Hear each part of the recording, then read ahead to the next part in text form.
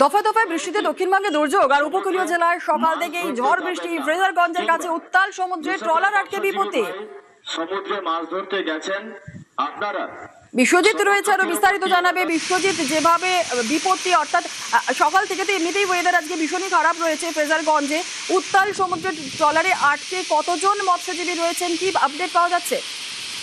হ্যাঁ দেখো, গতকাল রাত থেকে কিন্তু একেবারে দক্ষিণ চব্বিশ পরগনা উপকূলীয় এলাকাগুলিতে দফায় দফায় বৃষ্টি হয়েছে এবং এই মুহূর্তে আজকে সকাল থেকে একেবারে একটা ঝোড়ো হাওয়া রয়েছে এবং দমকা বাতাস রয়েছে এবং তার পাশাপাশি যে অনবরত বৃষ্টি কিন্তু হয়ে চলেছে। এই মুহূর্তে সমুদ্র উত্তাল এবং যার জেরে গতকাল ফ্রেজারগঞ্জ থেকে কিছুটা দূরে একটি মৎস্যজীবী ট্রলার তারা উপকূলে ফিরছিলেন এবং সেই সময় তাদের ট্রলার কিন্তু চড়ায় আটকে যায় এবং সেইখানে কিন্তু বিপত্তি ঘটে। সেই ট্রলারে 7 জন মৎস্যজীবী ছিলেন এবং তারা ওই চড়ার কাছে কোনো রকম ভাবে ভাসছিলেন এবং সেই খবর পাওয়ার পর ফ্রেজারগঞ্জ কোস্টাল থানার পুলিশ তাদেরকে কিন্তু উদ্ধার করে।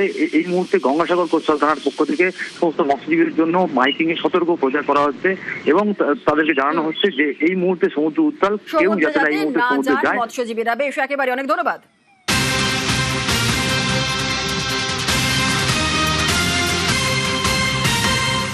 আর দক্ষিণবঙ্গে দুর্যোগের মেঘ, আজও দক্ষিণবঙ্গে ঝড় বৃষ্টির সম্ভাবনা রয়েছে। উত্তর পশ্চিম বঙ্গোপসাগরে নিম্নচাপ, দক্ষিণ চব্বিশ পরগনা, 2 মেদিনীপুর, ঝাড়গ্রামেও বৃষ্টি, বাঁকুড়া, হাওড়া, কলকাতাতেও বৃষ্টির সম্ভাবনা রয়েছে। আর দক্ষিণবঙ্গে কালকে থেকে আরও বাড়বে বৃষ্টি, 40 থেকে 50 কিলোমিটার বেগে বইবে দমকা ঝোড়ো হাওয়া। সোমবার পর্যন্ত মৎস্যজীবীদের সমুদ্রে যেতে নিষেধাজ্ঞা।